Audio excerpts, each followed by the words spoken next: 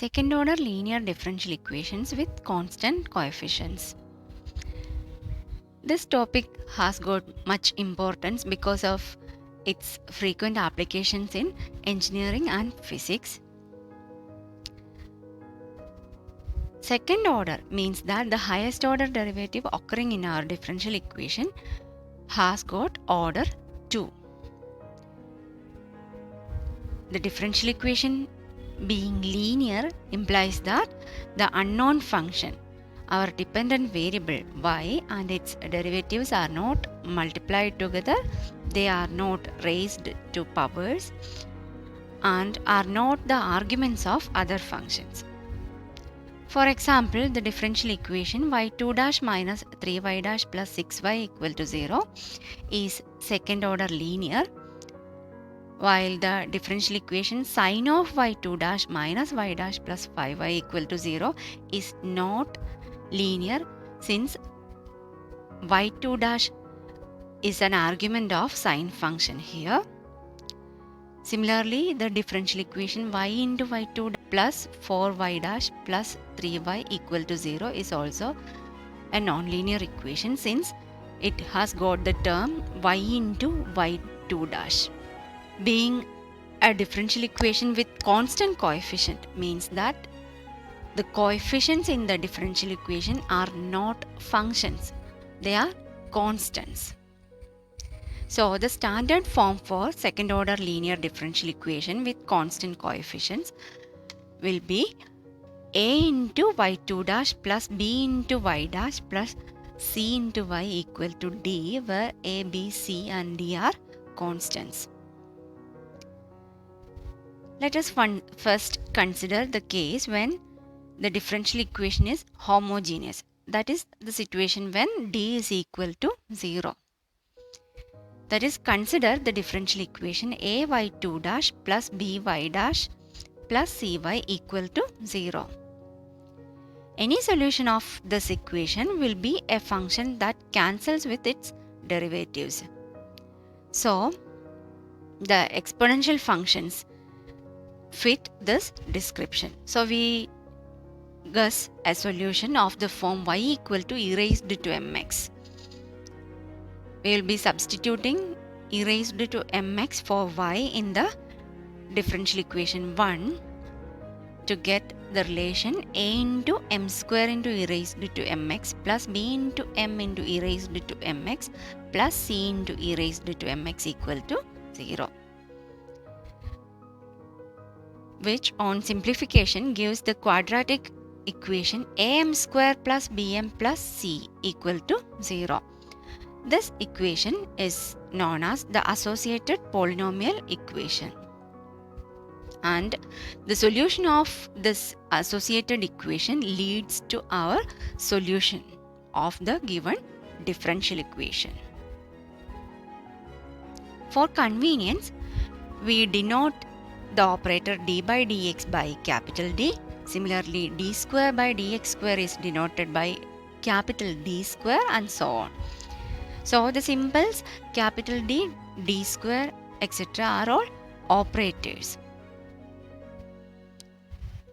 The second order linear differential equation with constant coefficients in the homogeneous case can be expressed as a into capital D square plus b into capital D plus c into y equal to 0, and trying the solution y equal to e raised to mx gives us the associated equation am square plus bm plus c equal to 0. This is the first step in solving such a differential equation, that is, to form the associated polynomial equation. Now, when we solve the associated quadratic equation, there are three possible cases. The first case is when the two roots are real and distinct. Then, if we take m1 and m2 as the roots associated with the associated equation, then the solution will be y equal to c1 e raised to m1x plus c2 e raised to m2x, This will be the general solution of the given differential equation since it has got two arbitrary constants. The next case is when the roots of the associated equation are real and equal. In that case, the given differential equation can be expressed as d minus m1 whole square into y equal to 0, where m1 is the root of the associated equation. Then we take d minus m1 of y as a variable u, so that we get the new differential equation du by dx minus m1u equal to 0, which is in the linear form. So the solution will be u into integrating factor, that is e raised to integral of minus m1 dx equal to integral of 0. 0 is the function on the RHS of our linear differential equation. So this right hand side of our solution will contain integral 0 into e raised to integral of minus m1 dx, which is the integrating factor, plus constant of integration, so that we get the relation u into e raised to minus m1x equal to c1, which implies that u is equal to c1 into e raised to m1x. Since we assumed that d minus m1 of y is equal to u, we get the relation d minus m1 of y is equal to c1 e raised to m1x, which will imply that dy by dx minus m1y is equal to c1 e raised to m1x, which is also linear in x and y. Hence, the general solution will be y into integrating factor, that is e raised to integral of minus m1 dx equal to integral of c1 e raised to m1x into e raised to integral of minus m1 dx with respect to x plus c2 constant of integration, so that we get the solution y is equal to c1x plus c2 into e raised to m1x.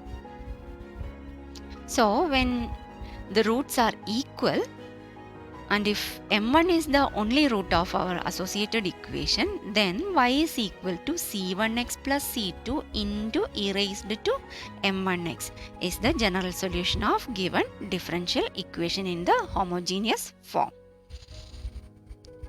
And the next case, the final case, is when the roots of the associated equation are complex quantities, say alpha plus I beta and alpha minus I beta. In that case, the general solution is y is equal to some arbitrary constant d1 into e raised to alpha plus I beta into x plus d2 into e raised to alpha minus I beta into x, where d1 and d2 are arbitrary. Since e raised to I theta is equal to cos theta plus I sin theta, we can rearrange the terms as e raised to alpha x into d1 plus d2 into cos beta x plus d1 minus d2 into sin beta x, which implies that y is equal to e raised to alpha x into c1 cos beta x plus c2 sin beta x, where c1 is equal to d1 plus d2, c2 is d1 minus d2, and so they are all arbitrary constants. This gives the general solution in case 3. So, the working rule when the roots are complex is given here. If alpha plus or minus I beta are the roots of the associated equation, then y is equal to e raised to alpha x into c1 cos beta x plus c2 sin beta x is the general solution of homogeneous equation. Now let us move on to some examples. The first differential equation we consider is y2 dash minus 5y dash plus 4y equal to 0. It can also be expressed as capital D square minus 5d plus 4 of y is equal to 0. So the associated equation, when we substitute e raised to mx for y in the given differential equation, will be m square minus 5m plus 4 is equal to 0. This equation is obtained by substituting m for capital D, our operator, in the given differential equation. This gives the roots 1 and 4, which are real and distinct. So the general solution in this case will be y is equal to c1 into e raised to 1x e raised to x plus c2 into e raised to 4x, where c1 and c2 are arbitrary constants. Next example is 2y2 dash plus 6y dash plus 2y is equal to 0. In this case, the associated equation is 2m square plus 6m plus 2 is equal to 0. So its roots will be minus 3 plus or minus root 5 whole divided by 2, which means the roots are real and distinct. So in this case also, the general solution is obtained from the formula on case 1, that is y is equal to c1 into e raised to minus 3 plus root 5 by 2 into x plus c2 into e raised to minus 3 minus root 5 into x by 2. Next example is y2 dash minus 6y dash plus 9y equal to 0. In this case, the associated polynomial is m square minus 6m plus 9, and the roots of the associated equation is 3. So this means our associated equation has equal roots. So we must use the formula given in case 2 here. So the general solution of the given equation is y equal to c1x plus c2 into e raised to 3x. Next example contains the differential equation 4y2 dash plus 4y dash plus 2y equal to 0. For this equation, the associated equation is 4m square plus 4m plus 2 equal to 0, which gives the roots minus 1 plus I whole divided by 2 and minus 1 minus I whole divided by 2. Thus we have complex roots, and here alpha is equal to minus 1 by 2 and beta is 1 by 2. So using the formula in case 3, we get the general solution as y equal to e raised to minus 1 by 2x into c1 cos x by 2 plus c2 sin x by 2.